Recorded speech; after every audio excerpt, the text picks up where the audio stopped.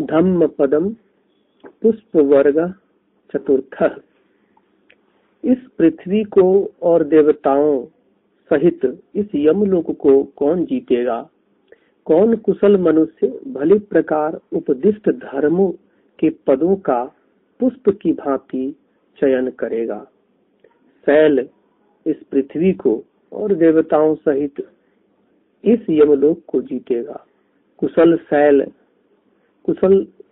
सैक्ष भली प्रकार उपदिष्ट धर्म के पदों का पुष्प की भांति चयन करेगा। इस शरीर को पानी के फेन के समान जानकर तथा मरीचिका के समान मानता हुआ मार के पुष्पमय बाणों को काटकर यमराज की अदृष्टि को प्राप्त हो जाओ। जिस प्रकार सोए हुए गांव का वह बड़ा जल प्रवाह बहा कर ले जाता है, उसी प्रकार काम भोग रूपी फूलों का चयन करने वाले और आसक्त मन वाले मनुष्य को मृत्यु पकड़ कर ले जाती है।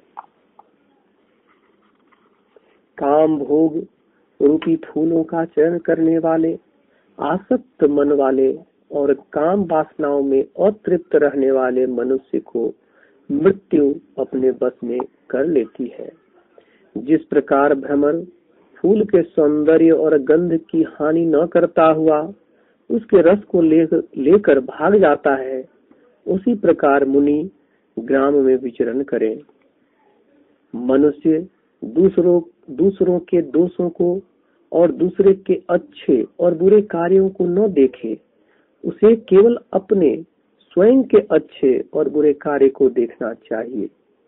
जिस प्रकार सुंदर और वर्ण युक्त फूल गंधहीन होने से निष्फल होता है, उसी प्रकार आचरण में प्रयोग न करने वाले की सुभाषित वाणी निष्फल होती है।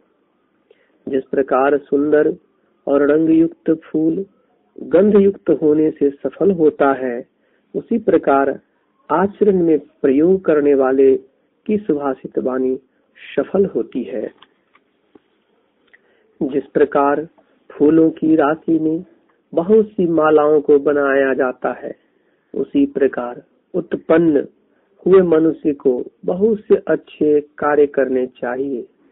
फूलों की गंध वायु के विरुद्ध नहीं जाती है और चंदन, तगर या मल्लिका भी की गंध भी वायु के विपरीत नहीं जाती, किंतु सज्जन लोगों की गंध वायु के विरुद्ध जाती है।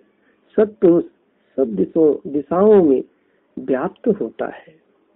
चंदन, तगर, कमल या जूही, इन सब की सुगंधों से सदाचार की सुगंध उत्तम और उत्कृष्ट होती है।